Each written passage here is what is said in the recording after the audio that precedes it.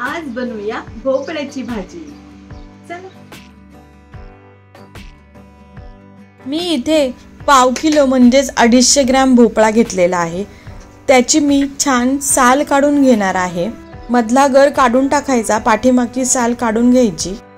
काही जण भोपळ्याच्या साली सकट ही भाजी करतात, पण आम्हाला तर साल आवडत नाही, ती कचकच लागते, सो मी ही साल काढून घेणार आहे। साल काढल्यानंतर आपण बटाट्याच्या फोडी करतो तशा छोट्या छोट्या स्क्वेअर मध्ये या भोपळ्याच्या फोडी करून घेणार आहे। तुमच्या आवडीनुसार तुम्ही याच्या फोडी करू शकता। काहींना मोठ्या हव्या असेल तर मोठ्या करा, छोट्या हव्या असेल तर छोट्या करा। मी छोट्या छोट्या करून घेणार आहे।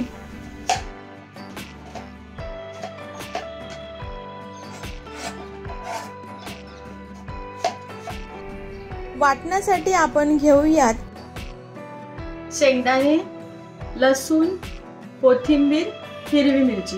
हे आता आपण खलबत्त्यामध्ये कुटून घेऊयात।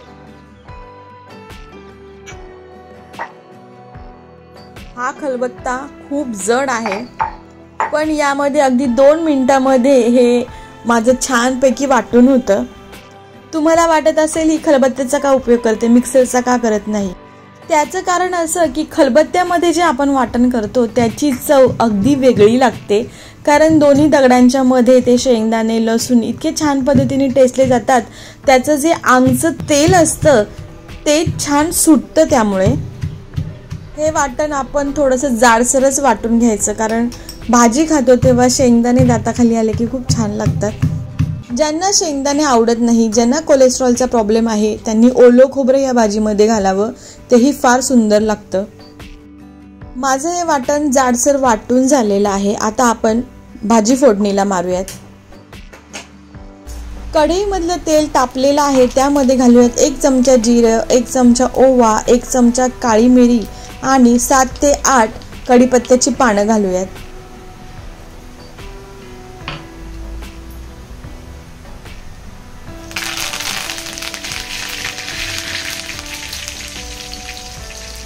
आता घालूयात 1 चमचा भरून हळद, छोटा चमचा भरून मी हळद घातलेली आहे।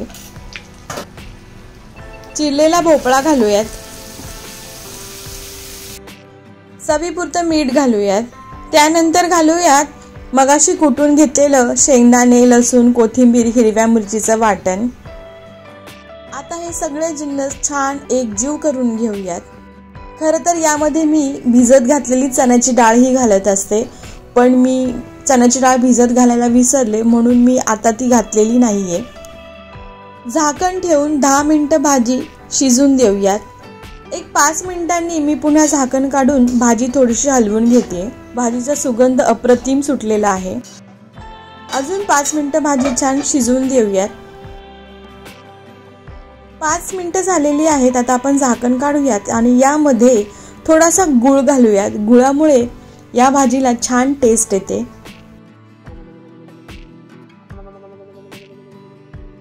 गूळ भाजीमध्ये छान मिक्स करून पुन्हा 2 ते 5 मिनिट एक वाफ काढून घेऊयात।